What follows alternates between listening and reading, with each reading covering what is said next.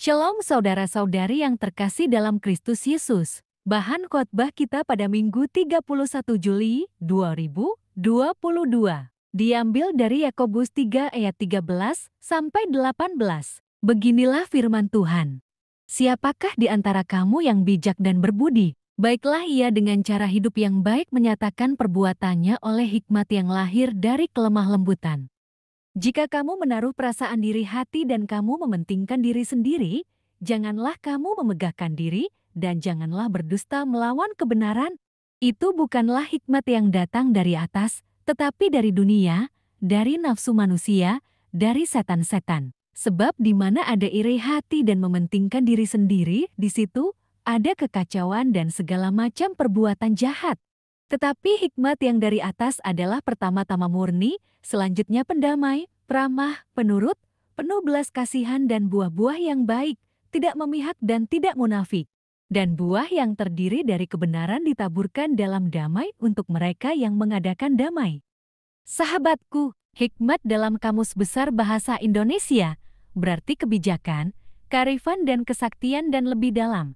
Kebijakan berasal dari kata bijak yang berarti selalu menggunakan akal budi, cerdik dan pandai. Secara alkitabiah, kita menemukan pernyataan tentang hikmat dalam kitab Mazmur 111 ayat 10 yang menyatakan bahwa permulaan hikmat adalah takut akan Tuhan, semua orang yang melakukannya berakal budi yang baik. Puji-pujian kepadanya tetap untuk selamanya. Sedangkan dalam kitab Amsal 9 ayat 10 dinyatakan bahwa permulaan hikmat adalah takut akan Tuhan, dan mengenal Yang Maha Kudus adalah pengertian. Sekarang, marilah kita pelajari firman Tuhan yang kita renungkan kali ini. Yakobus dalam suratnya untuk 12 suku di perantauan seperti ditulis dalam surat Yakobus 3 ayat 13, mengatakan, "Siapakah di antara kamu yang bijak dan berbudi? Baiklah ia dengan cara hidup yang baik menyatakan perbuatannya oleh hikmat yang lahir dari kelemah lembutan." Di ayat 13 ini, Yakobus bertanya sekaligus membuat pernyataan kepada mereka, yaitu 12 suku di perantauan. Siapakah di antara kamu yang bijak dan berbudi? Siapakah di antara kamu yang takut akan Tuhan? Jika ada, baiklah ia dengan cara hidup yang baik. Baiklah ia menyatakan perbuatannya oleh hikmat yang lahir dari kelemah lembutan, yaitu hikmat yang berasal dari Tuhan. Dalam Yakobus 3 ayat 14, Yakobus mengingatkan mereka dan kita, jika kamu menaruh perasaan diri hati dan kamu mementingkan diri sendiri, janganlah kamu memegahkan diri dan janganlah berdusta melawan kebenaran. Benar, iri hati menimbulkan kebencian dan kebencian memicu perbantahan dan perbantahan mengakibatkan pertengkaran. Oleh sebab itu, Yakobus mengingatkan, jika kamu menaruh perasaan diri hati, maka janganlah kamu bermegah.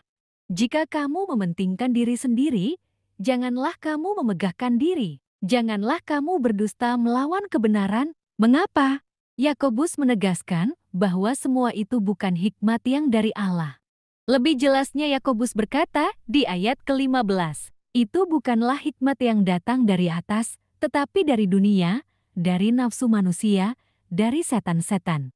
Karena hal yang demikian itu, menurut Yakobus, berasal dari dunia. Segala sesuatu yang dari dunia didorong oleh hawa nafsu manusia dan setan. Segala hawa nafsu manusia dan setan berujung pada kejahatan dan kebinasaan.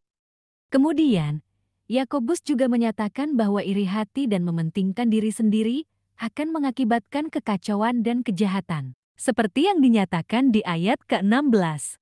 Sebab di mana ada iri hati dan mementingkan diri sendiri, di situ ada kekacauan dan segala macam perbuatan jahat. Artinya, iri hati menimbulkan perbantahan dan perselisihan. Mementingkan diri sendiri adalah sifat egois yang mau menang sendiri. Semua itu dapat menjadi penyebab timbulnya berbagai kekacauan dan kejahatan.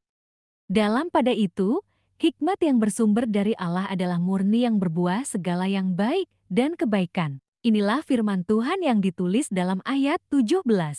Tetapi hikmat yang dari atas adalah pertama-tama murni, selanjutnya pendamai, ramah, penurut, penuh belas kasihan dan buah-buah yang baik, tidak memihak dan tidak munafik. Sahabatku, percayalah, imanilah bahwa hikmat yang bersumber dari Tuhan adalah murni. Hikmat yang bersumber dari Allah tidak akan terkontaminasi oleh hawa nafsu, dengki, iri hati, dan tinggi hati. Hikmat yang bersumber dari Allah tidak akan menimbulkan dendam, kemunafikan, perbantahan, percekcokan, dan kejahatan. Hikmat yang dari atas akan menjadi pendamai, peramah, penurut, dan penuh belas kasihan. Hikmat yang bersumber dari Allah akan memberikan buah-buah yang baik dan kebaikan. Akhirnya, marilah kita simak firman Tuhan yang ditulis dalam ayat 18. Dan buah yang terdiri dari kebenaran ditaburkan dalam damai untuk mereka yang mengadakan damai. Benar, buah kebenaran, jika ditaburkan dengan takut akan Tuhan, akan menimbulkan kedamaian. Hikmat yang bersumber dari Allah akan mendorong terwujudnya buah roh, sebagaimana ditulis dalam surat Galatia 5 ayat 22-23. Tetapi buah roh ialah kasih, sukacita, damai sejahtera, kesabaran, kemurahan, kebaikan, kesetiaan, kelemah lembutan, penguasaan diri. Tidak ada hukum yang menentang hal-hal itu.